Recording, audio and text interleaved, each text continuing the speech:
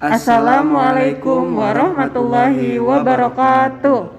Kembali lagi bersama Ustadz Afif dan Ustadzah Irfana. Terima kasih Ustadz Afif. Apa kabarnya soleh-solehah 3 Zubair, 3 Abdurrahman, dan 3 Said pada kesempatan hari ini? Alhamdulillah, dahsyat, fantastis, Allahu Akbar. Alhamdulillahirabbil alamin. Semoga kalian senantiasa sehat, semangat belajar dan berbahagia ya, meskipun kita melakukan pembelajaran online.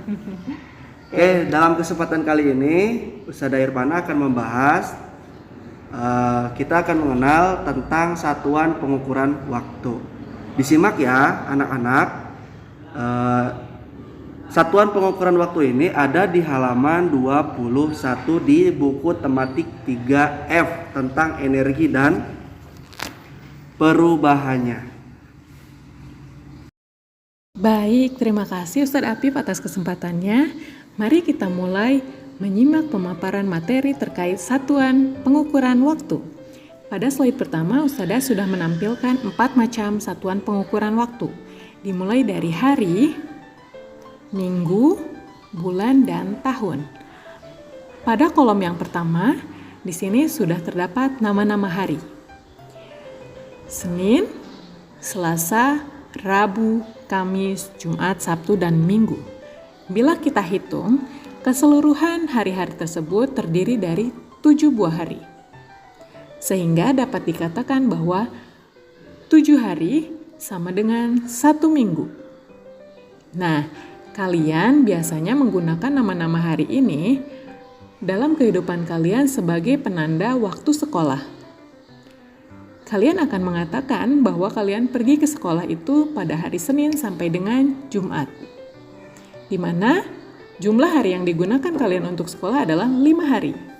Sementara sisanya, Sabtu dan Minggu biasa digunakan untuk berlibur atau melaksanakan ekstrakurikuler. Kemudian, pada gambar ketiga, di sini Ustadzah sudah menampilkan nama-nama bulan. Bila kita hitung dari Januari sampai dengan Desember, total keseluruhannya adalah 12 bulan, atau biasa kita kenal 12 bulan sama dengan 1 tahun. Dalam pengaplikasian di kehidupan kalian sehari-hari, kalian biasanya akan menggunakan nama-nama bulan ini sebagai penanda hari lahir kalian. Siapa yang lahir pada bulan Januari? Pasti ada.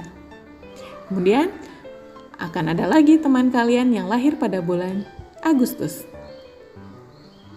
Ada lagi yang lahir pada bulan November. Nah, biasanya kalian akan lebih mudah untuk mengingat nama bulan dari hari kelahiran teman kalian. Kemudian, gambar yang kedua, di sini Ustadzah sudah menampilkan jumlah hari dalam setiap bulan. Ternyata, bila kita simak dengan seksama, jumlah hari dalam setiap bulan itu berbeda-beda. Ada yang berjumlah 30 hari, yakni pada bulan April, Juni, September, dan November. Sementara pada bulan Januari, Maret, Mei, Juli, Agustus, Oktober, dan Desember itu terdiri dari 31 hari. Namun ternyata ada satu hari yang istimewa yang jumlahnya hanya 28. 28 hari ini ternyata milik bulan Februari. Kenapa ditampilkan 2 macam seperti ini? Karena keistimewaan lain dari bulan Februari yaitu bisa berjumlah 29 hari, yakni tepatnya pada tahun Kabisat. Tahun Kabisat itu terjadi selama 4 tahun sekali. Contoh, tahun lalu pada 2020, bulan Februarinya berjumlah 29 hari. Mari kita hitung 4 tahun kemudian. 4 tahun kemudian dari 2020 tepatnya adalah tahun 2024. Silahkan kalian simak kalender. Pada handphone atau gadget kalian, pasti jumlah hari dalam Februari itu ada 29. Sudah suatu ketetapan di seluruh dunia bahwa tahun kabisat itu terjadi selama 4 tahun sekali. Khususnya hanya pada bulan Februarinya saja yang berjumlah 29 hari. Sehingga menyebabkan perbedaan pada jumlah hari keseluruhan dalam satu tahun. Jika bukan tahun kabisat, maka jumlah hari seluruhnya adalah 365 hari. Sementara pada tahun kabisat, jumlah seluruhnya adalah 366 hari. Sampai di sini, kalian paham? Nah, kita lanjut ke slide kedua. Hubungan antar satuan waktu. Hubungan antar satuan waktu merupakan perubahan dari satu jenis satuan waktu menuju jenis satuan waktu yang lainnya. Contoh, 1 abad adalah 100 tahun. Tentu saja 100 tahun ini merupakan satuan waktu yang sangat lama. Satuan waktu terlama dalam kehidupan manusia di dunia itu adalah ditunjukkan oleh 1 abad. Biasanya kehidupan manusia di bumi saja tidak akan sampai dengan 100 tahun untuk satu individu manusia. Nah, Rasulullah Shallallahu Alaihi Wasallam diberikan jatah hidup oleh Allah Subhanahu Wa Taala selama 63 tahun. Berarti usia Rasulullah saja belum mencapai 1 abad. Tentu saja kita manusia biasa, biasanya jarang sekali yang bisa bertahan hidup sampai dengan 100 tahun. Suatu keistimewaan jika manusia bisa hidup sampai dengan lebih dari 100 tahun. Mungkin orang tua zaman dahulu bisa hidup lebih dari 100 tahun, namun sangat jarang sekali. Terlebih lagi, dewasa ini sudah banyak bencana alam yang bisa menewaskan banyak manusia. Kemudian wabah penyakit dan penyakit-penyakit kronis lainnya. Sehingga manusia tidak akan dapat bertahan hidup lebih dari 100 tahun pada umumnya. Yang kedua, itu adalah 1 dasawarsa atau sama dengan 10 tahun. Dari sini kita bisa melihat hubungan antar satuan waktu, di mana tadi Ustadzah sudah menjelaskan bahwa hubungan antar satuan waktu adalah perubahan dari satu macam satuan waktu menuju satu macam satuan waktu lainnya. Dari abad menuju ke tahun, dari dasawarsa menuju ke tahun, kemudian dari windu menuju ke tahun, dari tahun menuju ke bulan, dari tahun menuju ke minggu, dan lain sebagainya. Silahkan disimak gambar berikut. 1 windu sama dengan 8 tahun. 1 tahun sama dengan 12 bulan. Dari keempat satuan waktu ini, manakah yang paling sering kalian dengar? Tentu saja untuk 1 tahun 12 bulan. Nah, 3 satuan waktu lainnya merupakan pengetahuan baru untuk kalian salih-salihah. Tolong diingat ya. Tadi Ustadzah sudah menyampaikan lagu terkait satuan waktu, supaya kalian bisa lebih mudah mengingat satuan-satuan waktu melalui lagu. Kemudian, 1 tahun sama dengan 52 minggu. 1 tahun sama dengan 365 hari. Tadi penjabarannya sudah ditampilkan pada slide yang pertama. 1 bulan pada umumnya terdiri dari 30 hari. Jika diubah ke dalam satuan hari, jumlah harinya dalam 1 bulan itu rata-rata atau pada umumnya dikatakan sebagai 30 hari. Sementara 1 bulan jika diubah ke dalam satuan minggu menjadi 4 minggu. Kemudian 1 minggu sama dengan 7 hari. Dalam satu hari ternyata terdiri dari 24 jam. Biasanya kita mengenal istilah satu hari 24 jam ini pada saat mengaplikasikan dalam kegiatan minum obat. Coba, kalau kalian sedang sakit, biasanya kalian akan tahu jarak waktu yang baik untuk meminum obat. Pada slide ketiga ini, Ustadzah sudah menampilkan gambar jam, di mana slide ketiga ini bisa menjelaskan terkait satuan menit, satuan jam, dan satuan hari.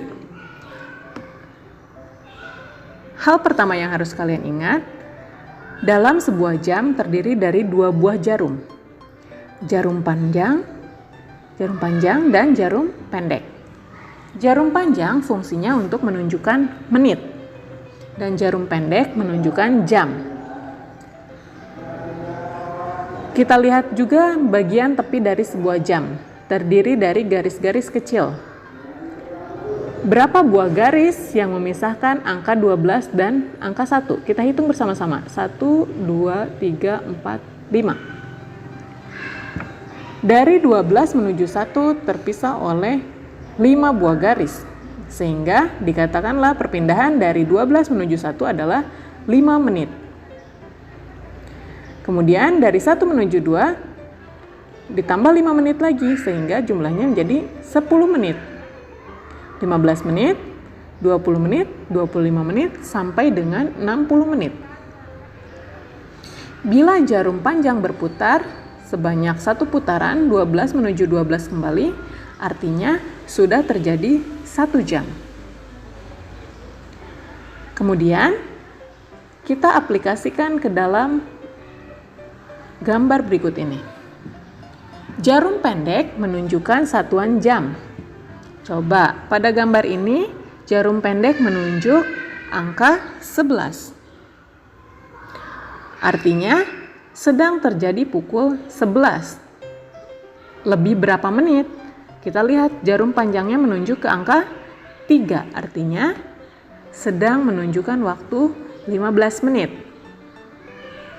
Maka, kesimpulannya, gambar pertama ini menunjukkan jam 11 lebih 15 atau 11.15. Kemudian gambar yang kedua, jarum pendek menunjukkan angka 10 dan jarum panjang menunjukkan angka 1. Artinya, lihat angka 1 itu menunjukkan waktu 5 menit, sehingga jarum panjang yang menunjuk ke angka 10 menandakan jam 10, dan jarum panjang ke angka 1 menunjukkan 5 menit. Kesimpulannya, gambar kedua menunjukkan pukul 10.05 atau 10:05 menit. Semoga soleh-solihah paham ya. Silahkan amati gambar yang lainnya. Peraturannya sama. Kemudian slide keempat, Ustadzah punya contoh yang lain. Tadi kalian sudah mempelajari 1 bulan sama dengan 30 hari. Kemudian perubahan atau hubungan satuan waktu lainnya yaitu 3 jam, menit. 3 jam itu berarti terdiri dari 1 jam pertama ditambah 1 jam kedua ditambah 1 jam ketiga. Atau bila Ustadzah jabarkan, 1 jam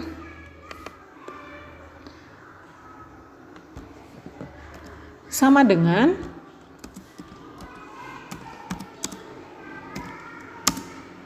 60 menit. Sehingga 3 jam sama dengan 60 menit ditambah 60 menit ditambah 60 menit.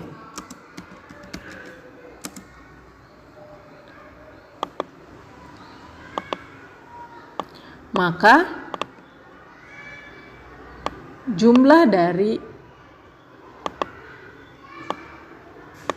Keseluruhan dari 3 jam adalah 180 menit.